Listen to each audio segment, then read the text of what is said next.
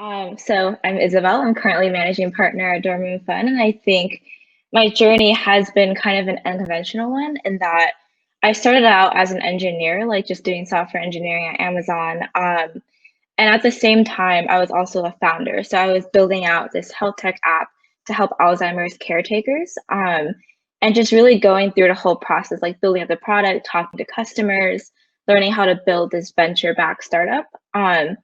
And it was at a certain point that I realized that I was more interested in the business and people side of things rather than just purely heads down engineering. And that was kind of what really sparked my interest in venture. Like I was talking to all of these VCs in the course of building my startup, and their insights and just their ability to see big picture really attracted me.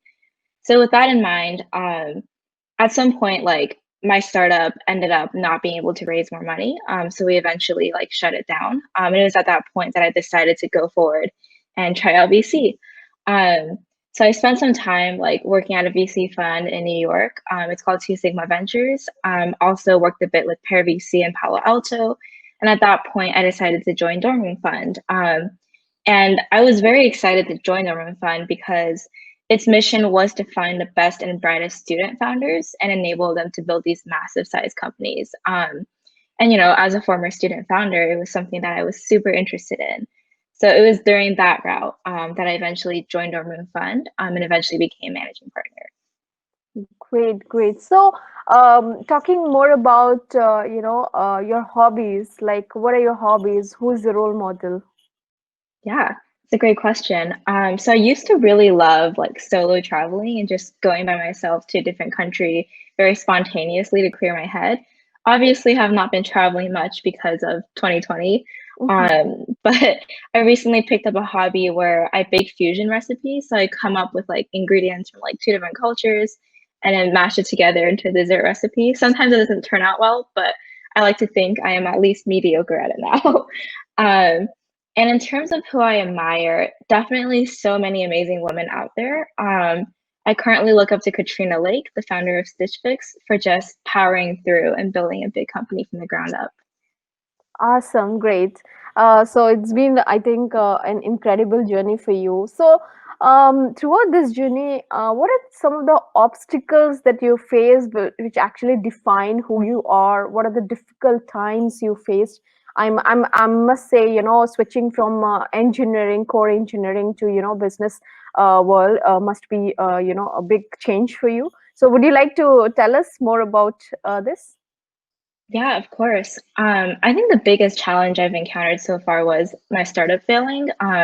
It was something I poured a lot of my life into. At one point, I took some time off school to work on it. And that was a bit of a reality check in that even though I worked so hard, like there were other factors like legal compliance, et cetera, that just didn't let me pursue it further.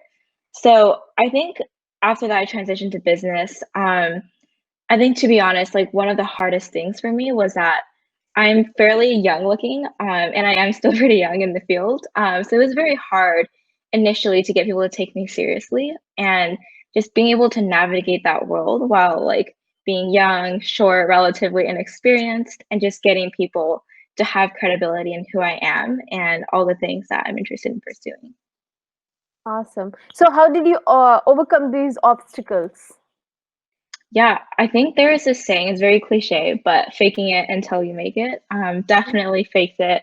I would walk into a room, like not tell people my age, pretend I was like probably like 5 or 10 years older than I was, and just approaching that conversation as if I was an equal to every single person I talked to. And that really helped with my confidence and just being able to go in there and start things. Awesome. I totally agree with you. Like, fake it till you make it. That's something, that's pretty true actually. So, what are some of your key achievements throughout throughout this difficult times that you try to overcome, and throughout this journey, what are your achievements, like key achievements you would like to highlight? Yeah, something I'm pretty proud of was something I did actually just this last summer. I noticed there weren't a lot of female entrepreneurs in the field, especially young first-time student entrepreneurs. So I built this incubator program called Female Founder Track, and its goal was to help these female founders scale their businesses and eventually raise their first venture funding by the end of the program. It went pretty well. We had over 300 startups apply. We had over 60 VC firms show up to our pitch day. And we really just brought our final like 13 accepted startups in their journey from beginning to end. And quite a number of them right now are raising money successfully. I think I wouldn't credit Female Founder Track with doing it, but I think it definitely helped them in terms of building the connections and network needed. So it's something that I think I'm very proud of. Awesome. That's great. And I think in this world, if you can help someone, and let them come, let them be successful, you feel like if they are successful, you feel successful. So that's true, actually. So, what is one piece of advice would you like to give to our, female students or engineers or to let's just entrepreneurs, to start a company or to get into engineering or just say follow their dreams? Yeah, I think definitely be fearless. Something else one of my mentors have told me is always ask for forgiveness and not permission. Actually, it's a fun story. Like the first internship I ever got was in high school. And at the time, the job description like wanted like juniors in college. But I applied anyway. Like didn't tell anyone my age until the end of the interview. And at that point, I was offered a role anyway. So like even if there are barriers preventing you, even if you think you're not qualified, just go for it. Like ask for forgiveness, never ask for permission. Awesome. That's very straightforward. And thanks a lot for sharing the advice. So, based on your journey, on the obstacles you have faced, and the key achievements that you have kind of made you successful to this date, uh, what is one thing that you want to change in this world and why? Yeah. The first thing that comes to mind is definitely having more female founders. Like women make up 50% or more of the world's population. And that's definitely not reflected right now in our venture ecosystem. Like only 2% of all venture funded companies are founded by women, which is a bit tragic. Like I think it should be 50-50.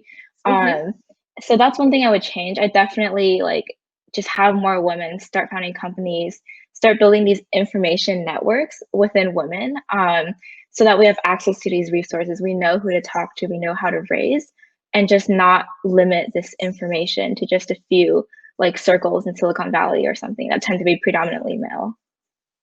Great, great. And what is one piece of advice would you like to give our entrepreneurs, budding entrepreneurs, who are, just starting their company, and since you have been, a part of VC, so Yeah, I think the honest piece of advice I would give is don't be afraid to give up. I know there's always a strive to keep pushing and keep going, which I admire a lot, but at some point it's like maybe it's time to pivot your idea, or maybe it's time to like move on to the next thing. Like don't be afraid to be flexible with changing the course of your business.